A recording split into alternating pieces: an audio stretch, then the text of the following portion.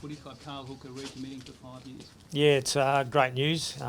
Strong reflection on Cale's personal character, and loyalty, but also obviously a strong reflection on his belief in the club and where we are aiming to get ourselves back to. Did you expect he'd make a commitment this early? I guess a lot of people thought it might be a call he'd make later in the year. I'm not spending a lot of time trying to predict what all the players are thinking. I'm very, very comfortable to say it's all in their own time. They're all different. They're all in different situations. So there's no expectation on me trying to predict how they're feeling, other than keeping in contact with them. So to see, if I can add any value to how they feel or what they're thinking. But that's about it. It's an important domino, though, do you think, for other players now that this one's fallen?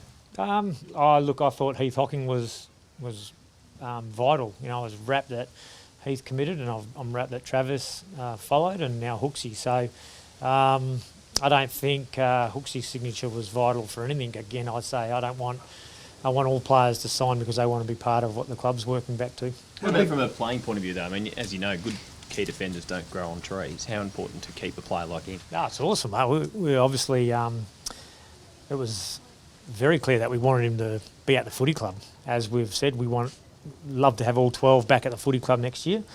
But again, that's all for individuals to make their call. But Cale's an elite player in the competition, and he's the reigning Crichton medalist at Essendon. So, and he's a champion bloke. So, pretty good value to have around. John, you watched this, I guess, scandal from the outside unfold. Now you come in as coach. Are you partly gobsmacked by the amount this club's been able to get through and keep players like Hocking and Hooker? Yeah, I suppose since I've arrived, those issues have only become a big issue since January. Yeah. So I've been involved in pushing forward and what we're trying to achieve, as opposed to wondering why where we're at. So I'm seeing a massive amount of hard work by everyone at the footy club working as a team to get the club back to where we want it to be in all facets, on and off the field, respect, inclusiveness, and success that will come. So that's been everyone's focus, and I'm rapt to see how positive everyone's been, even through our tough on-field performances at the moment. And you think signatures like Cale's will add to the positivity from week to week on field? I can't guarantee. I'd hate to think that you can ever get a little bit of good news like that and you're now going to be a better performing team on the field. But obviously, long term, when Carl Hooker's on the field for us, it's going to have a massive impact. And for us as a group at the moment, our focus is to perform with strong competitive efforts consistently, which we're not quite there yet. John, did you have to consider the compensation pick you might have gotten had he left? I hadn't, no. I don't even understand how that rule works. So I would have had to go back to school to figure all that out. What about Michael Hurley? Is there anything imminent with him? Not that I know of, no. So I'm not heavily involved in the contractual discussions, but I am heavily involved in just keeping in touch with the players. Given he's a Perth boy and Fremantle had shown interest, was he one you potentially thought it might be hard to keep? Not so much because he's a Perth boy, but because he's a highly talented player and available through free agency. There's always some concern. Yeah, clubs work very hard. Every club has strategies in place around knowing who their free agents are going to be and how they, if they want to keep them, how they're going to go about keeping them. And we've been no different. We've been aware that Cale was going to be a free agency at the end of this year for the last 18 months or 2 years. So things have been in place since that time. Two of the lowest scoring teams this weekend. Do you release the shackles, Lizzie? Yeah, absolutely. Yeah.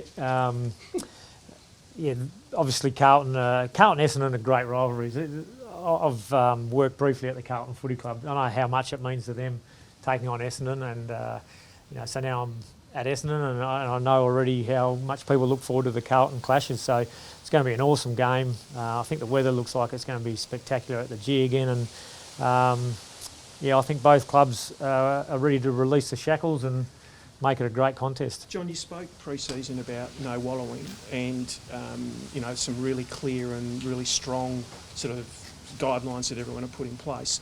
How much have you had to go back to them after what happened on Monday?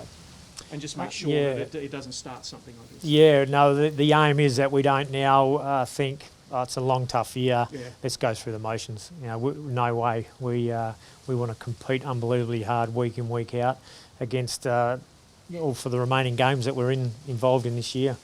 So that's the challenge. You know, I'm really positive, really disappointed with our first half on Anzac Day, not only for the players and us, you know, we feel it, we're really disappointed, but for our fans and for everyone who turned up at the game, looking forward to celebrating Anzac Day with a great contest. We didn't deliver on our part of that bargain, but that's what our aim is to work to achieve. And on that, how timely is Hooker's re-signing? Because I imagine for the players, it's a pretty big morale boost for everyone. Oh, everyone's wrapped, yeah. You know, if I can keep this group up where we don't need re-signings to say our morale's up, that's my aim. Yeah. So these things are just a bonus and great news for us all, but we're going to be positive and keep our morale up regardless. So yeah, there's some challenges there for us, but you know, the players so far have really worked hard on everything we've asked them to do. And, you know, even at half-time with our disappointment, they were prepared to say, well, we're not going to just go through the motions. They really worked hard, and we saw some really good signs in the second half. Now we want to consistently put it together through 4 quarters. Do Crowley and Grimer come into the mix this week?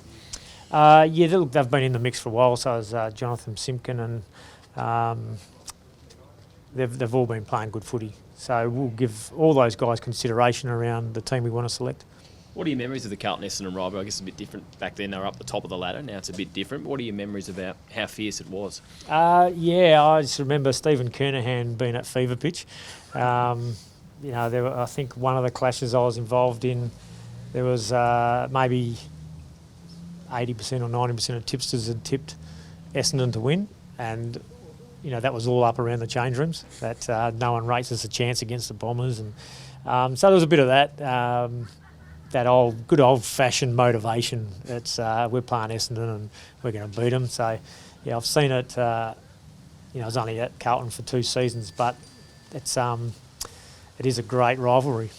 What have you made of the Blues under Bolton? How do you go about? Oh, yeah, they look like they're very much on a clear pathway, and I hear Brendan speak regularly about where they're heading, and I've got no doubt he's going to be a strong leader for them.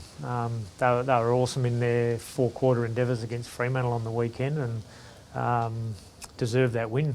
You know, it's not an easy thing to go over and win over there, apparently. But yeah, look, they got some huge talent in their lineup. We know that. So it's going to be a massive challenge for us. Was it the worst possible result, John? Them getting their backs up? No, because I don't ever want to play a game of footy thinking, yeah, we won that because the opposition weren't ready for us or they were, you know, not switched on. We want to take on teams like Collingwood were on the weekend, coming out backs to the wall, and see how good we are against that. So yeah, we're ready to take on Carlton, knowing that no club want to take us lightly. They're concerned about that, so that's great. Come out and throw everything at us, and we want to match up to that.